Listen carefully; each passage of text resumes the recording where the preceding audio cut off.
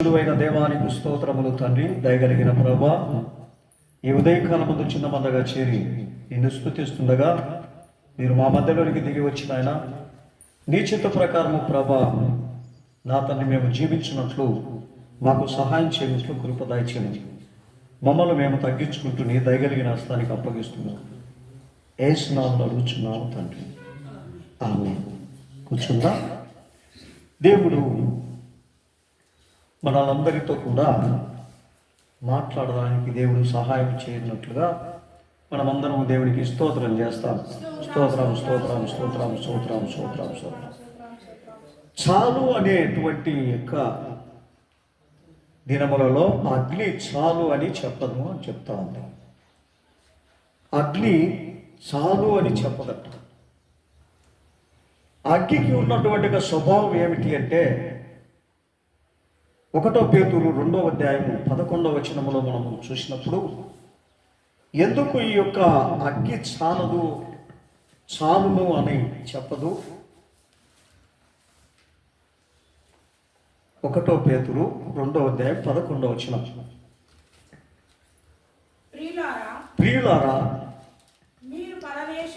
మీరు పరదేశులను యాత్రికులనై ఉన్నారు గనుక ఆత్మకు విరోధముగా పోరాడు శరీర ఆశలను విసర్జించి అన్యజనులు మిమ్మలను ఏ విషయములో దుర్మార్గులని దూషించుదో ఆ విషయములో వారు మీ సత్క్రియలను చూచి వాటిని బట్టి దర్శన దినమందు దేవుని మహిమపరచునట్లు వారి మధ్యను మంచి ప్రవర్తన కలిగిన వారై ఉండవలెనని మిమ్మలను బతిమలాడుకొనుచున్నాను. దేవునికి స్తోత్రం. చాలు అనేటువంటి యొక్క స్వభావానికి గురించి ఈ యొక్క వాక్యం ఏమి చెప్తుంది అంటే, ఈ లోకములో మనందరం కూడా ఉన్నాం. లోక సంబంధులు కానట్లుగా లోకము ఏ రీతిగా జీవిస్తుందో ఆ రీతిగా మనము జీవించకుండా ఉండునట్లుగా మనకి ఈ యొక్క వాక్యము బోధిస్తుంది.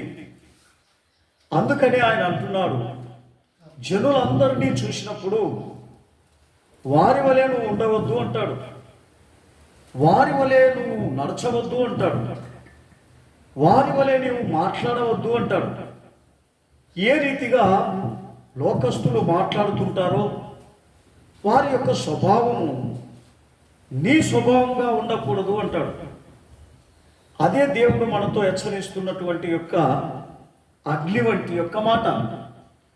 అప్పుడు నీవు చేస్తున్నటువంటి యొక్క మంచి క్రియలను చూచి నీ మార్గము మంచిదని సకల జనులు తెలుసుకొనున్నట్లు నీవు నీ మార్గమును సరిచేసుకోమంటాడు. ఆ మార్గము దేవునికి సంబంధమైనదా అది కాదా అని గుర్తిరిగి ఉండాలని మనకు అగ్ని వంటి యొక్క గుణం మనలో ఉండాలా అని చెప్తా ఉన్నాడు. పాపమును దోషమును లోకమును దాన్ని కాల్చివేయాలని దేవుడు సెలవిస్తున్నాడు. అందుకనే అగ్ని ఈ లోకము చాలు అనదు. అది ఎందుకు చాలు అనదు అంటే దానికి తృప్తి లేదు. అదే రీతిగా మన జీవితాలలో మనకు కూడా తృప్తి లేని యొక్క జీవితం మనం ఎప్పుడైతే చేస్తూ ఉంటామో అప్పుడు దేనిలో తృప్తి పొందలేము, దేనిలో చాలు అని చెప్పలేము. అగ్ని చూడండి, ఒక్క చిన్న అగ్గి పుల్లతో అడవినంతా కాల్చి పారేస్తుంది. అలాగనే మన నాలుక కూడా చాలా చిన్నది, కానీ లోక ప్రపంచము అని వాక్యం చెప్తా ఉంది. ఈ నాలుక ఎటు పడితే అటు మాట్లాడుతుంది, ఎటు పడితే అట్లు తిరుగుతుంది, ఎటు పడితే అట్లా అది మరి పాపమును తెచ్చి పెడుతుంది అంటున్నాం. అందుకని దేవుడు అంటున్నాడు, ఈ లోకపు యొక్క జనుల యొక్క ప్రవర్తనను బట్టి మీరు నడచక దేవునికి తగినట్లుగా మీ ప్రవర్తన సత్క్రియలు ఇతరులు చూచి వాళ్ళు సంతోషించినట్లుగా మీరు మీ యొక్క విశ్వాస జీవితాన్ని నడిపించండి అంటాడు. మరి మన జీవితంలో మనం ఏదో దేవుని సన్నిధానానికి వస్తున్నాం, వెళ్ళిపోతున్నాం అనేది కాదు, కానీ దేవుని యొక్క చిత్తం మనలో అది రూపింపబడాలని దేవుడు కోరుకుంటున్నాడు. ఈ స్వభావము మనం ఎప్పుడైతే తీసేస్తామో అప్పుడు మనం దేవుని యొక్క పిల్లలుగా మార్చబడతాం అంటున్నాడు. అందుకని ఆయన అంటున్నాడు, గలతీ 5వ అధ్యాయము 23 నుండి 24 వరకు మనం చదివితే అక్కడ ఏమంటాడంటే, గలతీ 5వ అధ్యాయము 23 నుండి 24 వరకు, గలతీ 23, ఇట్టి వాటికి విరోధమైన నియమమేమీ లేదు. ఏమంటున్నాడు? క్రీస్తు యేసు సంబంధులు శరీరమును దాని ఇచ్ఛలతోనూ దురాశలతోనూ శిలువ వేసి ఉన్నారు. గమనించండి. దేవుని యొక్క పరిశుద్ధ నామానికి మహిమ. చదువుదాం, మళ్ళీ చదువుదాం. 25వ అధ్యాయం 23వ వచనం నుండి, ఇట్టి వాటికి విరోధమైన నియమమేమీ లేదు. క్రీస్తు యేసు సంబంధులు శరీరమును దాని ఇచ్ఛలతోనూ దురాశలతోనూ శిలువ వేసి ఉన్నారు. గమనించండి. క్రీస్తు యేసు సంబంధులు ఈ లోకములో ఉన్నటువంటి యొక్క ఏజ్జలన్నిటినీ, ఈ లోకములో ఉన్నటువంటి యొక్క సమస్తమైనటువంటి యొక్క జీవితాన్ని అంతటినీ వీరు శిలువ వేసి ఉన్నారు అని చెప్తున్నాడు. అది 24వ వచనం.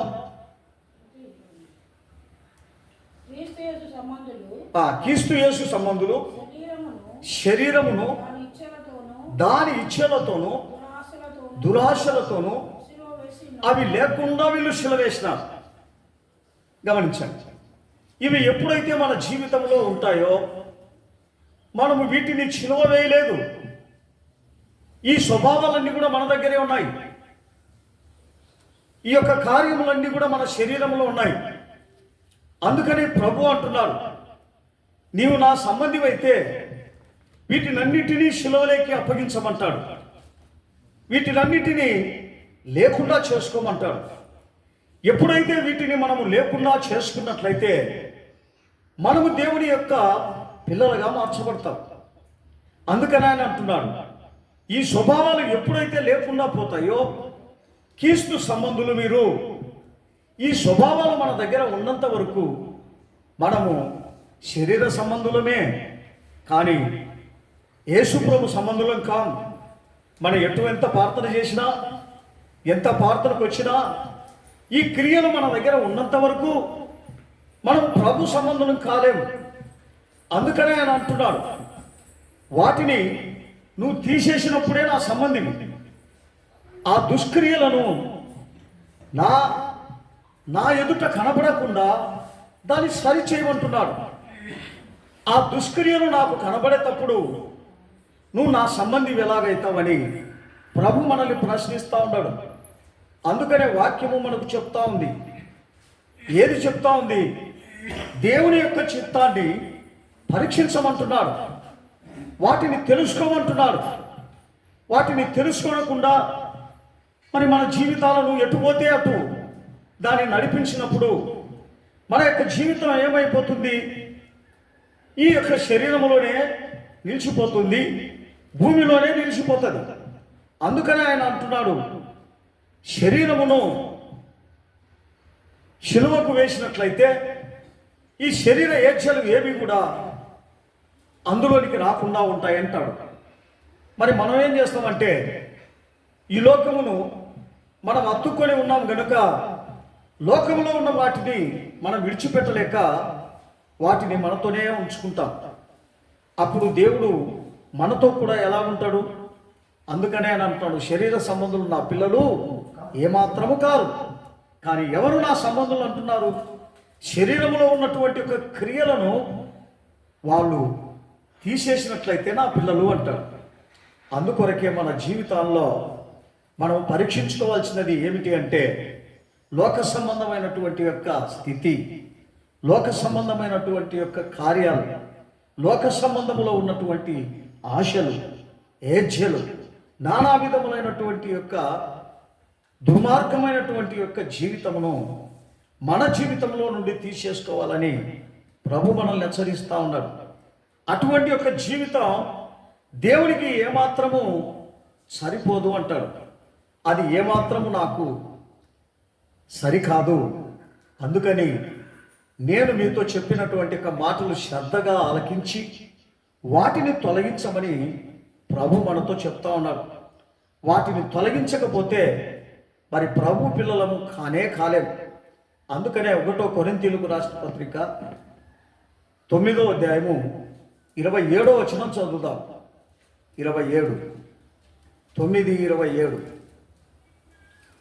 1 కొరింథీ, గాలిని కొట్టినట్లు నేను పోట్లాడటలేదు, కానీ ఒకవేళ ఇతరులకు ప్రకటించిన తర్వాత నేనే బెస్టుడనైపోతానేమోనని నా శరీరమును నలగగొట్టి దానిని లోపరుచుకొనుచున్నాను.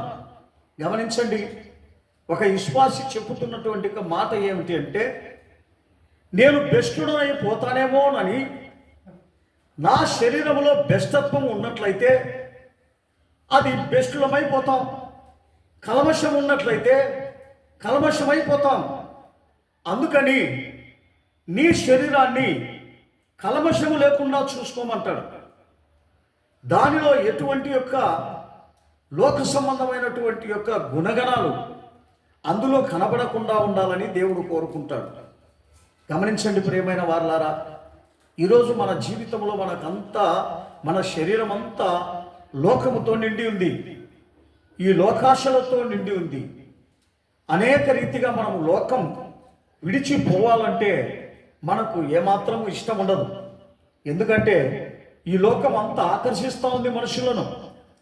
అయితే ఆ పాపము కూడా అలాగనే ఆకర్షిస్తూ ఉంది.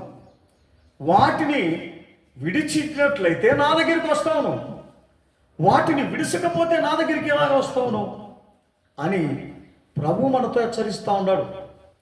అందుకే ఆయన అంటున్నాడు, నేను లోకుని సంబంధిని కానట్లు మీరును లోక సంబంధులు కాకుండా ఉండండి అని ప్రభు సెలవిస్తున్నాడు. నేను లోకమును జయించినాను, మీరును లోకమును జయించండి అంటున్నారు. గమనించండి, లేదు ప్రభా నువ్వైతే దేవుడు, మేమైతే మనుషులం, లోకాన్ని ఏ రీతిగా జయించగలుగుతాము అంటే దేవుని పిల్లలమైతామా మనము? ఆయన అంటున్నాడు, లోకమును జయించిన విజయం మీలో ఉండాలి అంటాడు. లోకము నాశనంలోనికి వెళ్తా ఉంది, అది పాడైపోయేటువంటి స్థితిలో కనబడతా ఉంది.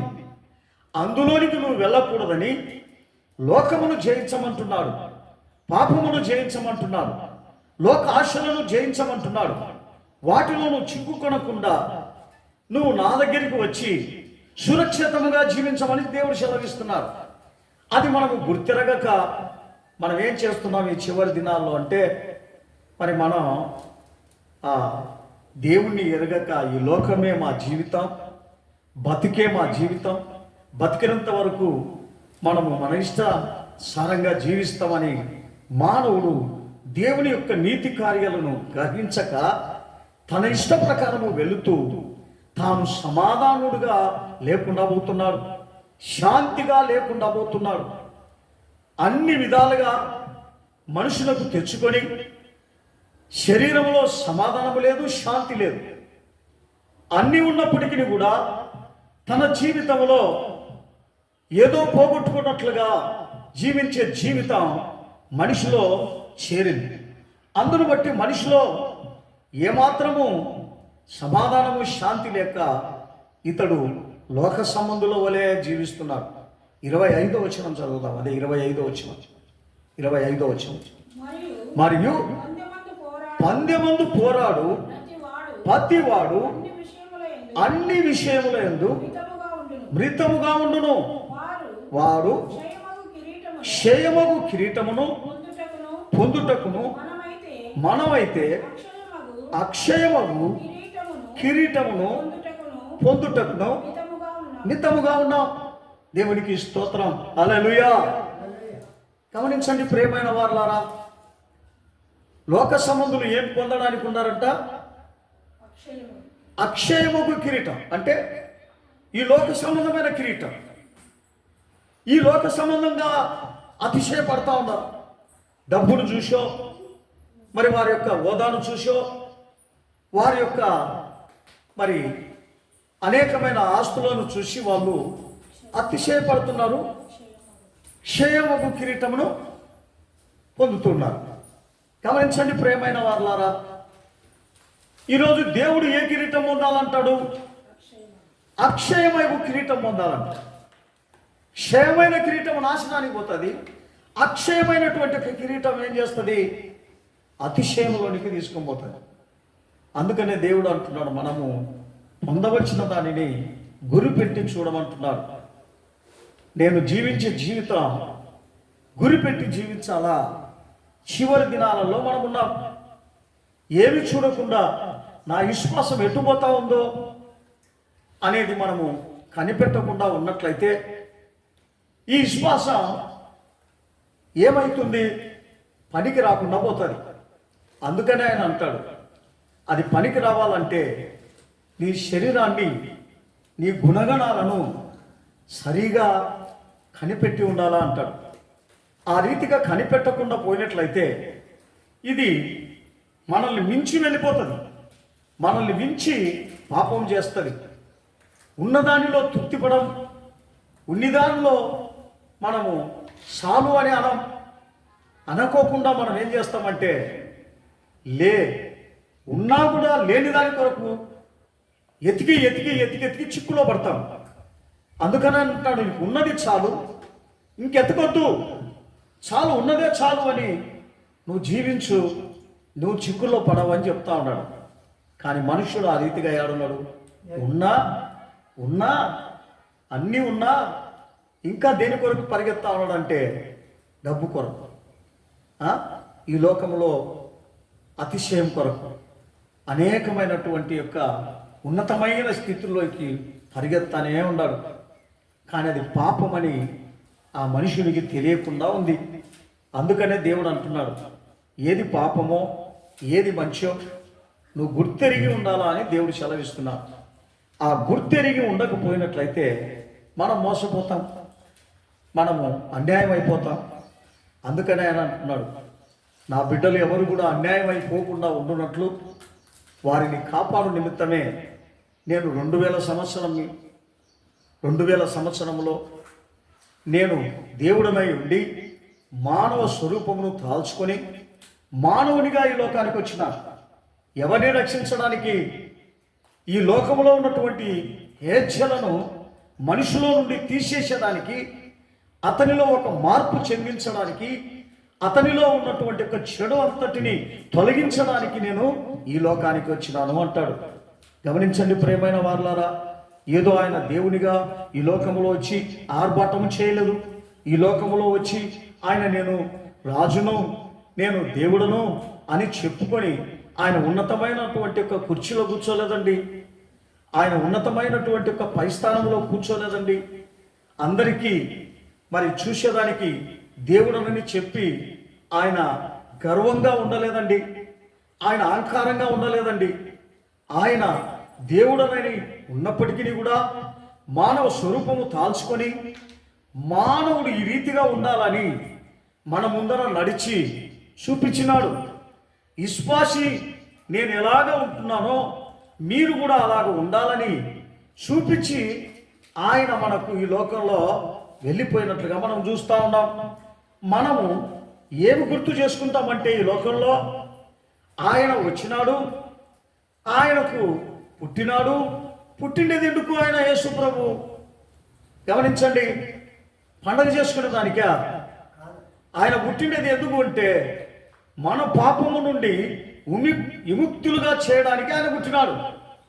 మన దోషముల నుండి, మనలో ఉన్నటువంటి యొక్క తప్పితములన్నిటినీ, వాటన్నిటినీ తొలగించడానికి, అన్యాయం కానీ, అబద్ధం కానీ, మోసం కానీ, వ్యభిచారం కానీ, దొంగతనం కానీ, ఈ లోకంలో ఉన్నటువంటి యొక్క చెడు క్రియలన్నిటినీ తీసివేయడానికి ఆయన పుట్టినాడండి. మానవుడు అది తెలుసుకొనక ఆయన ఏదో పుట్టినాడు, పుట్టి ఆయన ఏం చేసినాడు గమనించండి. మానవుల కొరకే త్యాగం చేసినాడు. అన్యాయంగా ఉన్నటువంటి ఒక మనిషిని ఆయన చూసి అన్యాయము నువ్వు చేస్తున్నావని నోటితో చెప్పలేదండి. ఆయన నోటితో చెప్పకుండా ఆయన చూపించి వెళ్ళినాడు.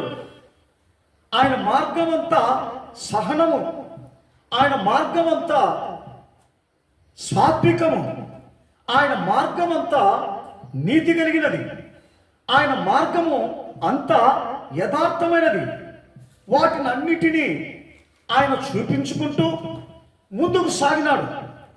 అదే రీతిగా ఆ అనేకమైనటువంటి ఒక మనుషులను వారికి పోయి, అమ్మా నువ్వు ఇట్లుండాలి, నాయనా నువ్వు ఇట్లుండాలి, మనుషుడా నువ్వు ఇట్లుండాలని చెప్పలేదండి. గమనించండి, ఆయన ప్రతి మనిషిని మీ యొక్క స్వభావముల నుండి మార్చుకోవాలి మీరు అంటున్నాడు. ఎలాగ మార్చుకోవాలి గమనించండి ప్రియమైన వాళ్ళారా. తానంతకు తానే అతడు ఒక చోట కూర్చొని ఉన్నాడు. ఇశ్రాయేలీయుల ప్రజలందరూ కూడా ఒక స్త్రీని చూసి రాళ్ళతో కొట్టుకుంటూ వస్తున్నారు. కొట్టుకుంటూ వచ్చినప్పుడు ఆయన వచ్చి, ఆయన నిలిచి కూర్చున్న చోట వచ్చి ఆమె పడిపోయింది. పడిపోయిన తర్వాత ఏమిటి ఈమెను ఎందుకు కొడుతున్నారు అని కూడా అడగలేదు, సైలెంట్గానే ఉన్నాడు. ఉన్న తర్వాత ఆ జనులందరూ కూడా ఏమంటున్నారంటే, అయ్యా మోషే ధర్మశాస్త్ర ప్రకారము ఇతన్ని ఈ తల్లిని మేము కొట్టి చంపాలని మోషే ధర్మశాస్త్రం చెప్తా ఉంది. ఈమె వ్యభిచారం చేసింది కనుక ఈమెను చంపాలని మేము రాళ్ళు తీసుకున్నాము. మరి దీని గురించి మీరు కూడా ఏమి చెప్తారో అని చెప్పి యేసు ప్రభును ప్రశ్నించినారు ఈ యొక్క ఇశ్రాయేలీయుల యొక్క ప్రజలు. దేవునికి స్తోత్రం. అప్పుడు ఇశ్రాయేలీయుల యొక్క ప్రజలు ఏమంటున్నారంటే, తప్పు చేసిన వాడిని చంపాలా అని వాళ్ళు అనుకుంటున్నారు హృదయంలో. యేసు ప్రభు వారి హృదయములను ఎరిగి ఒక మాట అంటున్నాడు వారితో. గమనించండి, నీలో కూడా వ్యభిచారం చేసే తప్పు ఉంది, నీలో కూడా ఇటువంటి యొక్క తప్పే ఉంది. ఈమె బహిరంగంగా వ్యభిచారం చేసింది, నువ్వైతే లోపల వ్యభిచారం చేస్తున్నావు. ఇది గుర్తెరగక బహిరంగంగా చేసినటువంటి ఆమెనంటబడి కొట్టడం ఏంటి? నీలో నువ్వు కొట్టుకోలేవా? నీ స్వభావం నువ్వు చూడలేవా అని చెప్పి ఆ మనుషులతో ఏమంటున్నాడంటే, మీలో ఇటువంటి యొక్క పాపము ఎవరైతే చేయకోకుండా మీ స్వభావములను మార్చుకొని నూతనంగా ఉన్నట్లయితే మీరు ఈమెను కొట్టచ్చు, మీరు న్యాయమే, మీరు కొట్టచ్చు. కానీ మీరు కూడా అదే పాపం చేస్తున్నారే. పాపం చేస్తూ ఏ రీతిగా కొట్టుతారో మీరు, అప్పుడు మిమ్మల్ని ఎవరు కొట్టాలి? గమనించండి, ఆయన సున్నితంగా చెప్పినాడు, ఇటువంటి ఒక పాపము మీలో ఎవరిలో లేకుండా ఉన్నట్లయితే ఆమెను ఆ రాయితో కొట్టచ్చు అన్నాడు. హల్లెలూయా. వెంటనే అక్కడ ఉన్న జనులందరూ కూడా చుట్టూ రాళ్ళు చేత పట్టుకొని నిలుచుకున్నటువంటి ఒక ఇశ్రాయేలీయుల యొక్క ప్రజలందరూ చూచి ఆ రాళ్ళు అక్కడే విడిచి అందరూ వెళ్ళిపోయినారు. దేవునికి స్తోత్రం. హల్లెలూయా. గమనించండి ప్రియమైన వారలారా, ఆ స్వభావం వారిలో ఉండకూడదని ఆయన అక్కడ వాక్యం చెప్పలా, ఒక చిన్న మాట విసిరినాడు. ఈ పాపం మీ దగ్గర లేకున్నట్లయితే ఆమె నా రాయితో కొట్టండి అన్నాడు. అప్పుడు వాళ్ళందరిలో పాపం ఉన్నట్లే వాళ్ళు నిరూపించుకున్నారు గనుక వాళ్ళు రాళ్ళన్నీ ఆడే కింద విడిచి వాళ్ళు వెళ్ళిపోయినారు. అప్పుడు ఆమె ఒక్కతే ఆడ పడి ఉంది. పడి ఉన్నప్పుడు పాపము లేని వాడెవరు? ఆమె ముందర నిలిచి ఉన్నాడు. ఈయనే యేసుప్రభు. గమనించండి, ఏ దోషము లేని వాడు నిలిచి ఉన్నాడు. ఈయన రాళ్ళతో కొట్టి సంపచ్చు. ఈయనకు హక్కు ఉంది. పాపము లేదు గనుక, దోషము లేదు గనుక, వ్యభిచార స్వభావం లేదు గనుక ఈయన కొట్టి సంపచ్చు. అప్పుడు యేసుప్రభు ఏమంటున్నాడంటే ఆమెతో, అమ్మా ఇదిగో నేనును నిన్ను కొట్టను. ఏమంటున్నాడు? నేనును నిన్ను కొట్టను అంటున్నాడు. అంటే అర్థం ఏంటి? నేను నిన్ను క్షమిస్తున్నానని. గమనించండి, ఆ మాట ఎప్పుడైతే యేసుప్రభు మాట చెప్పినాడో వెంటనే ఆమె మారిపోయింది. హల్లెలూయా, హల్లెలూయా. గమనించండి ప్రియమైన వాళ్ళారా, గమనించండి. ఆ రోజు నుండి ఆమె పాపము చేసినదే లేదు. ఆ రోజు నుండి ఆమెతో ఆయన ఏం చెప్తున్నాడంటే, అమ్మా ఇక మీదట ఇటువంటి ఒక పనులు చేయొద్దు, కష్టపడి పని చేయి, కష్టపడి పని చేసి పాపము లేకుండా జీవించు అని ఆమెతో చెప్పినప్పుడు ఆమె వెంటనే ఆ రోజు నుండి తన పాపమును విడిచి ఆమె జీవించినట్లుగా మన లేఖనములు చెప్తున్నాయి. గమనించండి ప్రియమైన వారులారా, ఈరోజు మన స్వభావం దొంగ స్వభావం పెట్టుకొని, మన స్వభావం అన్యాయపు స్వభావం పెట్టుకొని, మన స్వభావం అనేకమైనటువంటి ఒక దుష్ట స్వభావం పెట్టుకొని పైకి మనం భక్తి చూపించు, పైకి దేవుని పిల్లలుగా మనం చలామణి అవుతా ఉంటే దేవుడు ఎంత దుఃఖపడతా ఉంటాడో తెలుసా? ఆ ఇశ్రాయేలు యొక్క ప్రజలందరినీ చూసి మీరు పైకి వచ్చి ఆమెను కొడుతున్నారే, మరి మీలో ఉండేది ఎందుకు గ్రహించలేకపోతున్నారు? ఎందుకు మీలో ఉన్న చెడుతనాన్ని తీసివేయలేకపోతున్నారు? ఎందుకు మీలో ఉన్నటువంటి ఒక అన్యాయపు స్వభావము దానిని పూర్తి తొలగించుకోలేకుండా ఎందుకున్నారు అని వారిని హెచ్చరిస్తున్నారు. మనల్ని కూడా హెచ్చరిస్తున్నారు. అందుకని మనలో ఉన్నటువంటి ఒక స్వభావమే దేవునికి విరుద్ధమైన స్వభావం. మనలో ఉన్నటువంటి దుష్టత్వమే, మనలో ఉన్న అబద్ధాలే, మనలో ఉన్న మోసాలే, మనలో ఉన్నటువంటి వ్యభిచారాలే, మనలో ఉన్నటువంటి లోభిత్వమైన గుణమే దేవునికి విరుద్ధమైనటువంటి యొక్క గుణం.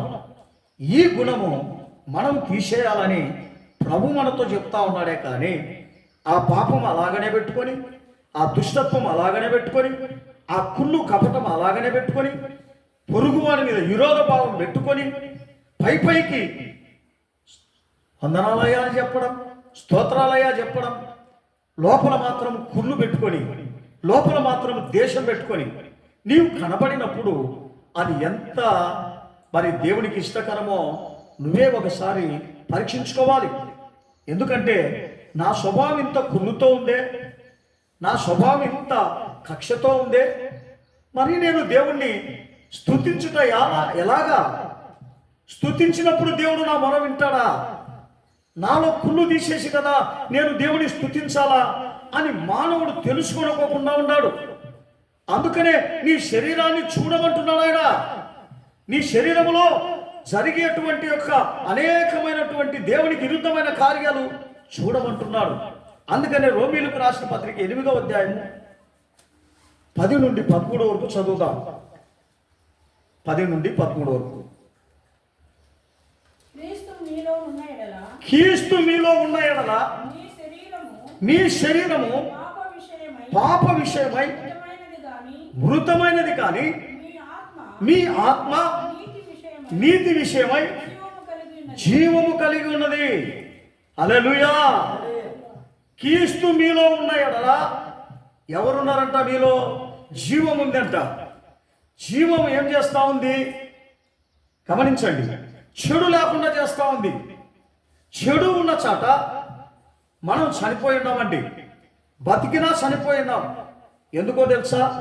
చెడు ఉన్నంత వరకు, మనలో అబద్ధాలు ఉన్నంత వరకు, మనలో మోసాలు ఉన్నంత వరకు, మనలో కుళ్ళు కపటం ఉన్నంత వరకు, మనలో వేషధారణ ఉన్నంత వరకు, మనలో వ్యభిచారం దొంగతనములు ఇవన్నీ ఉన్నంత వరకు మనం దేవుని బిడ్డలం కాలేము. మనం చచ్చిపోయి ఉన్నాం, మనం బతికిలేమండి. మరి మనమందరం అనుకుంటామేమో మేము బతికి ఉన్నామని, కానీ నువ్వు బతికిలేవు. చనిపోయి ఉన్నామని నువ్వు ఎరగక దేవుని యొక్క సన్నిధానంలో కనపడతా ఉన్నావు. కారణం ఏంటి? ఎలాగ చచ్చిపోయినాం? మరి మన జీవితంలో ఉన్నటువంటి ఒక స్వభావం బట్టి, మనలో ఉన్న దుష్టత్వమును బట్టి చచ్చిపోయినాం. గమనించండి ప్రియమైన వారులారా. 13 వరకు చదవమ్మా. 13 వరకు. మృతులలో నుండి యేసును లేపిన ఆత్మ మీలో నివసించిన ఎడల, మృతులలో నుండి క్రీస్తు యేసును లేపినవాడు సావునకు లోనైన మీ శరీరములను కూడా మీలో నివసించుచున్న తన ఆత్మ ద్వారా జీవింపజేయును. కాబట్టి సహోదరులారా, శరీరానుసారంగా ప్రవర్తించుటకు మనము శరీరమునకు రుణస్థులం కాము. మీరు శరీరానుసారముగా ప్రవర్తించిన ఎడల చావవలసిన వారై ఉన్నారు. కానీ ఆత్మచేత శరీర క్రియలను చంపిన ఎడల జీవించెదరు. హల్లెలూయా. గమనించండి ప్రియమైన వారులారా, ఆత్మచేత శరీర క్రియలను చంపాలంట. ఆశ ఉంది. ఆశ ఉన్నప్పటికీ కూడా ఆత్మ వలన నాకు వద్దు, ఆ తప్పు నేను చేయకూడదు అని చంపాలంట. ఇదిగో అబద్ధం ఆడడానికి వచ్చింది, మన హృదయంలోనికి వచ్చింది. కానీ ప్రభును జ్ఞాపకం చేసుకోవాలంటున్నాడు. ప్రభు ఏమంటున్నాడు?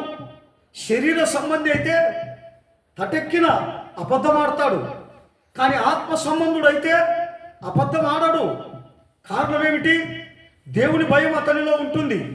ఎందుకు దేవుని భయం అతనిలో ఉంటుందంటే, దేవుని ఆత్మ ఉంది కనుక వెంటనే అబద్ధం ఆడడు, వెంటనే తప్పు చేయడు, వెంటనే మోసం చేయడు, వెంటనే ఆ మనిషిని అనేక రీతిగా చెడగొట్టడు. ఎందుకంటే పరిశుద్ధాత్ముడు ఆయనలో ఉన్నాడు గనుక.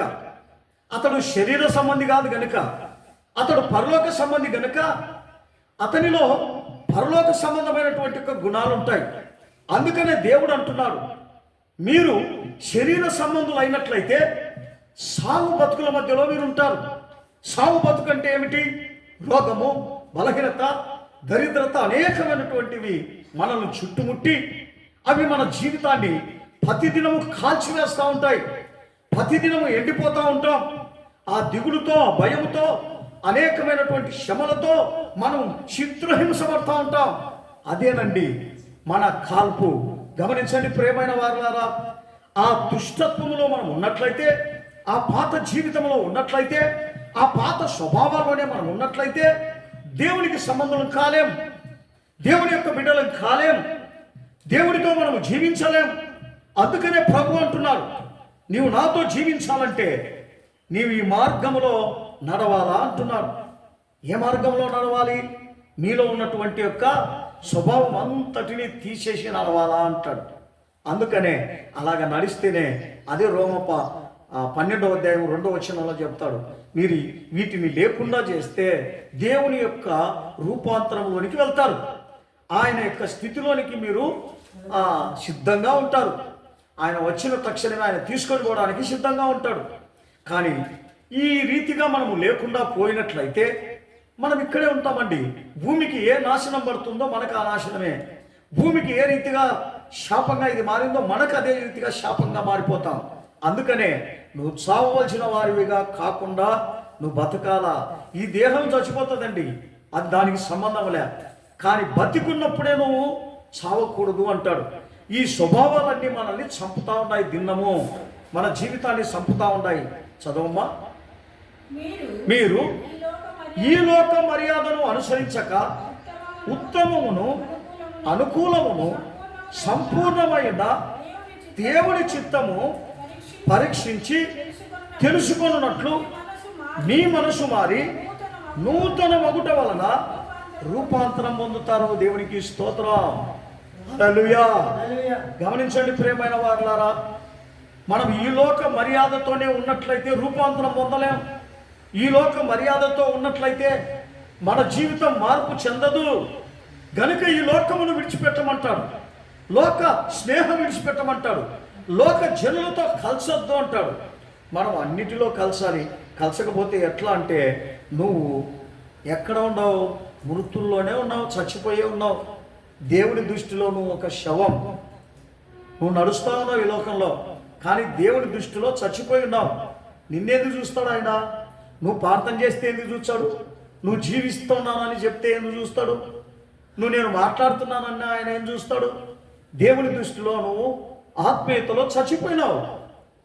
చచ్చిపోయిన వాడిని దేవుడు చూడాలంటే ఎందుకు చూస్తాడు? గమనించండి. ఇప్పుడు మనం అందరం కూడా చచ్చిపోయిన వాడిని పోయి పూడ్చిపెట్టినా వచ్చినాం, ఇంకా మతికే చేసుకోం. ఎందుకంటే వాడు లేడు కదా, వాడు చనిపోయినాడని.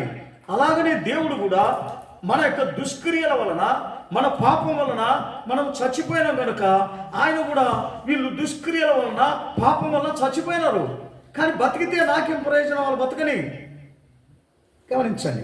నా బిడ్డలైతే నా దగ్గరకు వస్తారు, ఆ దుష్క్రియలను తీసేసి వస్తారు, ఆ హృదయంలో ఉన్నటువంటి దుష్ట స్వభావాలని తీసేసి వస్తారు నా దగ్గరికి. వాళ్ళు రాలేదు అంటే వాళ్ళు చచ్చిపోయినట్టే కదా లెక్క. వారిని గురించి నేనెందుకు ఆలోచన చేస్తా? వారిని గురించి నేనెందుకు మరి సహాయం చేస్తా? చచ్చిపోయిన వాళ్ళకు మనం పోయి సహాయం చేస్తామా? అది పోతామండి. ఏ రోజు ఒక సంవత్సరానికి పోయి ఒక పూలదండ వేస్తాం అంతే. భోజనం పెడతామా? చెప్పండి. యోగ సమస్యలు మనం తెలుసుకుంటామా? ఏంది ఉండదు. అలాగనే దేవుడు కూడా మన యొక్క దుష్క్రియలను మనము చచ్చిపోయిన వాళ్ళం కనుక మనం యోగక్షేమంలో ఆయన చూడడు, మన కష్టాలు ఆయన చూడడు, మన బాధలు ఆయన చూడడు. ఎందుకు? నీ దుష్క్రియలను బట్టి, నీ పాపమును బట్టి చచ్చిపోయినవే. నిన్ను నేను ఎలాగ చూస్తా? గమనించండి ప్రియమైన వారులారా, ఇది మనము ఏచన చేస్తున్నామా? దేవుడు నాకు అది చేయలే, దేవుడు నాకు ఇది చేయలే, దేవుడు నన్ను అట్లా పెట్టలే, నన్ను ఇట్లా పెట్టలే అని పురుగు పారాడినట్లుగా పారాడుతున్నామే కానీ మనలో స్వభావములు మారలే, మనలో మన జీవితం మారలే. ఇది మారకోకుండా నువ్వు పరిగెత్తి పరిగెత్తి పరిగెత్తి దేవుణ్ణి అంటే ఏం ప్రయోజనం చెప్పండి? 2 కొరింథీయులకు రాసిన పత్రిక 10వ అధ్యాయం 11వ వచనం.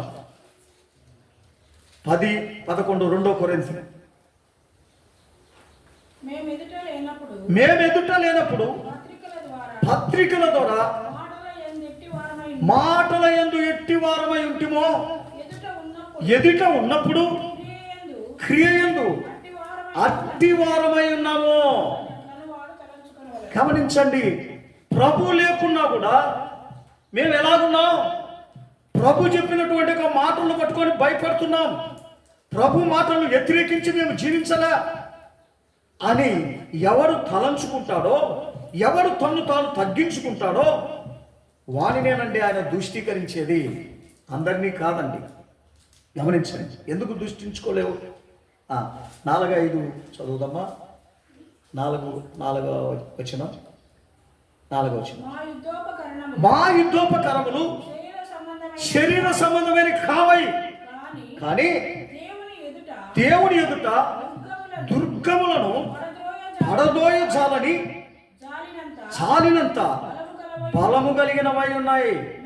మేము వితర్కములను, దేవుని గూర్చిన జ్ఞానమును అడ్డగించు ప్రతి ఆటంకమును పడదోసి ప్రతి ఆలోచన క్రీస్తుకు లోపడినట్లు చెరపట్టి మీరు సంపూర్ణ విధేయత కలిగిన వారై కనపరిచినప్పుడు సమస్తమైన అవిధేయతకు ప్రతిదండన చేయు సిద్ధపడి ఉన్నాం.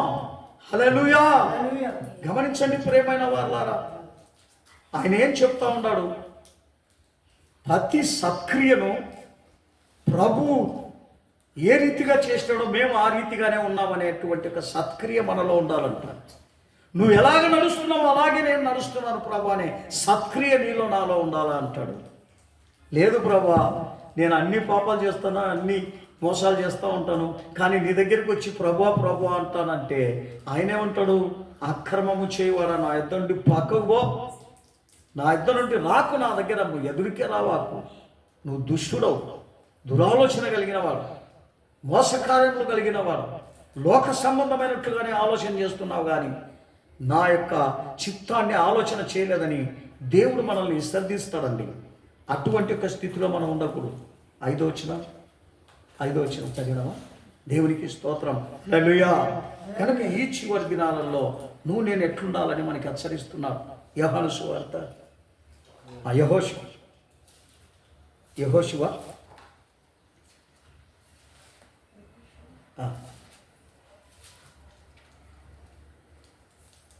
యోహాను సువార్త త్వరగా 11వ అధ్యాయం 23 వచ్చింది. 11:23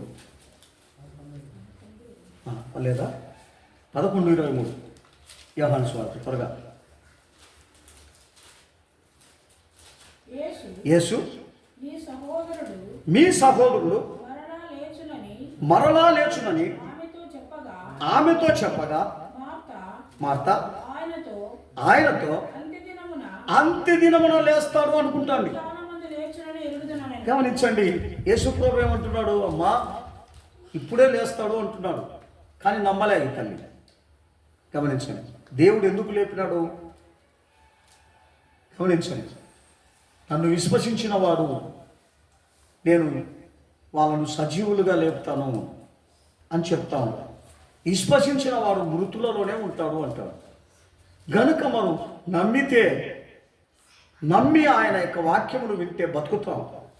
నమ్మని వారికి ఏం కలుగుతుందంట? శిక్షా విధి కలుగుతుంది అంటాడు. గమనించండి ప్రియమైన వారులారా, అందుకని సామెతలు 4వ అధ్యాయం 23 వచనం 4:23 సామెతలు 4:23 సామెతలు 4:23 సామెతలు 4:23 త్వరగా చదవండి. నీ హృదయములో నుండి జీవదారులు బయలుదేరును, కాబట్టి అన్నిటికంటే ముఖ్యముగా నీ హృదయమును భద్రముగా కాపాడుకొనుము.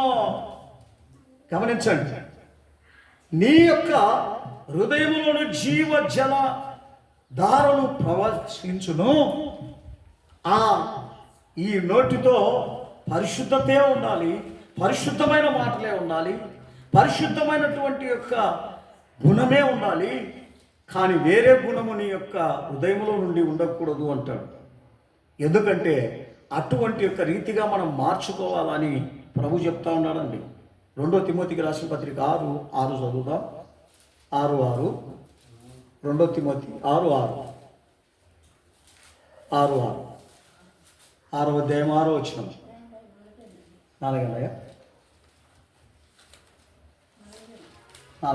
4వ వచనం నాన్న 4 అధ్యాయాలు 1 తిమోతి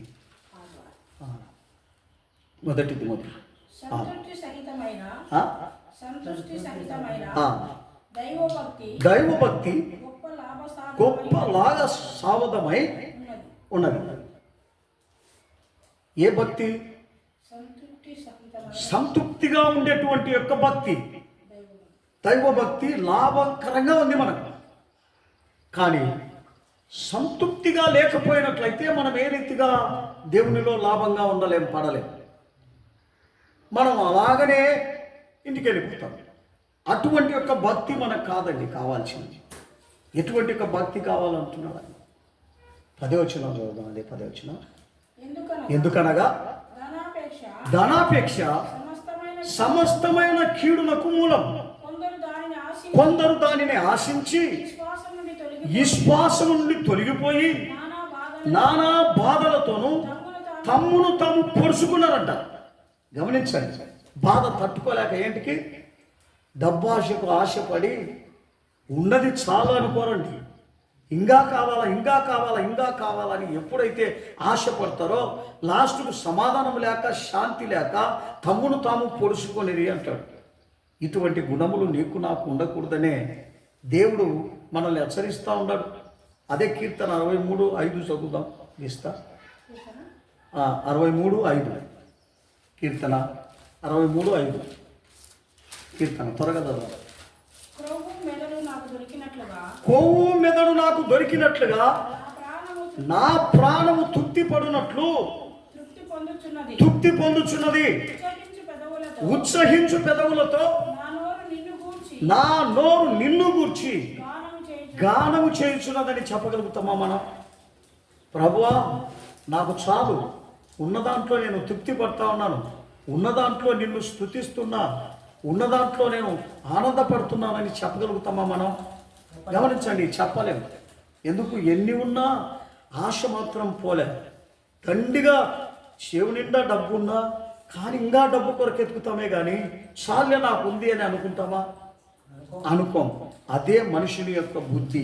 ఆ బుద్ధినే తీసేసుకోమని ప్రభు మనకు హెచ్చరిస్తూ ఉన్నాడు. అదే 17వ అధ్యాయము కీర్తన 17వ అధ్యాయము 15వ వచనం చదివి నేను ముగిస్తా. కీర్తన 10. నేనైతే నీతి కలిగిన వాడనై నీ ముఖ దర్శనము చేయుదును. నేను మేల్కొన్నప్పుడు నీ స్వరూప దర్శనమును నా ఆశను తీర్చుకొందును. గమనించండి ప్రియమైన వాళ్ళారా, ఇవి కాదు, ఈ లోకంలో ఉన్నది కాదు మనకు కావాల్సింది. ఏది కావాలి? దేవుని ముఖ దర్శనం. అందుకొరకు మనందరం కూడా హృదయ శుద్ధి చేసుకోవాలి, శరీరాన్ని శుద్ధి చేసుకోవాలి, కళ్ళను శుద్ధి చేసుకోవాలి, చేతలను శుద్ధి చేసుకోవాలి, కాళ్ళను శుద్ధి చేసుకోవాలి. సమస్తమును శుద్ధి చేసుకొని మనము జీవించాలని దేవుడు కోరుకుంటున్నాడు. అటువంటి ఒక జీవితం చేయడానికి నువ్వు నేను సిద్ధపడదుము గాక. దేవుడి వాక్యం దీవించును గాక. ఆమేన్. హల్లెలూయా. నా యొక్క కట్లన్నీ తెంపివేసిరి, మరణక కారములుండి రక్షించి. నా యొక్క కట్లన్నీ తెంపివేసిరి, మరణక కారములుండి రక్షించి. కష్టకాలములోని వేడుకొనగా ఆపదల నుండి విడిపించెనుగా.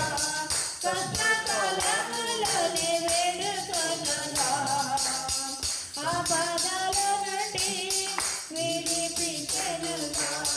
బలము గలగా యేసు ప్రభువా, బలమైన నగరము నీవే. బలము గలగా యేసు ప్రభువా, బలమైన నగరము నీవే. భద్రత నీయందున ఉన్నది, భయపడక స్తుతించు. హల్లెలూయా. భద్రత నీయందున ఉన్నది, భయపడక స్తుతించు. ఆమేన్. ఆమేన్.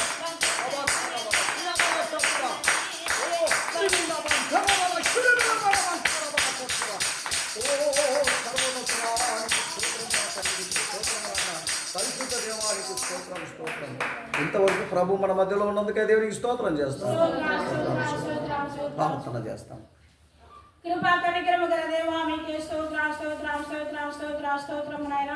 పరిశుద్ధుడా మీకే స్తోత్రం నా తండ్రి. ప్రభా సజీవులే కదా నన్ను స్తుతిస్తారో సెలవుగా ప్రభా. ఇక పరిశుద్ధ దినబంధు నాయన, నువ్వులందరినీ కూడా మీరు సజీవుల లెక్కలు వచ్చి నా తండ్రి మీకు సరిదానంలో ప్రభా మీకు నామను స్తుతించి గణించిన కృపను బట్టి కూడా మీకే స్తోత్రం నాయన. ఇంతవరకు కూడా ఆత్మస్వరూపినిగా మా మధ్యలోనికి దిగి వచ్చి ప్రభా మాతో మాట్లాడిన వాక్యం బట్టి కూడా మీకే స్తోత్రమయ్యా. ఆ యొక్క వాక్యము వెలుగులో ప్రభు మమ్మల్ని మేమునైనా పరిశోధించుకొని పరీక్షించుకునే కృపను కూడా మాకు దయచేసినందుకు స్తోత్రం ప్రభా. నా తండ్రి విన్న వాక్యం నా తండ్రి ప్రభా మంచి నేలన విత్తబడిన విత్తనం ఏ రీతిగా ఫలించిందో ప్రభా, ఆ రీతిగా మా యొక్క హృదయంలో యొక్క వాక్యం కూడా ఫలించడానికి సహాయం చేయమని కూడా వేడుకొంచున్నాం నాదా. దయగల దేవా యేసయ్యా మీకే స్తోత్రము నా తండ్రి. సంఘమును ఆశీర్వదించని దీవించని నాయన. వచ్చిన బిడ్డలను కూడా మీరు ఆశీర్వదించని ప్రభా. ఇకప్పుడు నా తండ్రి యొక్క ఆలోచన మీకు సరిదానములు కనబడుతున్నారా నా తండ్రి. హృదయములను పరిశోధించే దేవుడు కనుక నా తండ్రి వారికి హృదయ ఆలోచన ప్రకారం నాయన వారికి నిలబడడానికి కూడా సహాయం చేయమని కూడా వేడుకొంచున్నాం నాదా. స్తోత్రం నా ప్రభా. నా తండ్రి సన్నిధిలో ఉన్న వ్యాధిగ్రస్తులను కూడా ప్రభా మీరు ముట్టండి నాయా, స్వస్థపరచండి ప్రభా. నా తండ్రి కుటుంబ సమస్యలతో బాధలను వారి సమస్యలను బాధలను ఇరుగులని బోధలను తొలగించిన వారి కుటుంబాలలో శాంతి సమాధానం నెమ్మదిని సహాయం చేయమని కూడా వేడుకొంచున్నాం తండ్రి. దయగల దేవ సంఘమును ఆశపరంగా దీవుని కనుక మార్చని ప్రభా.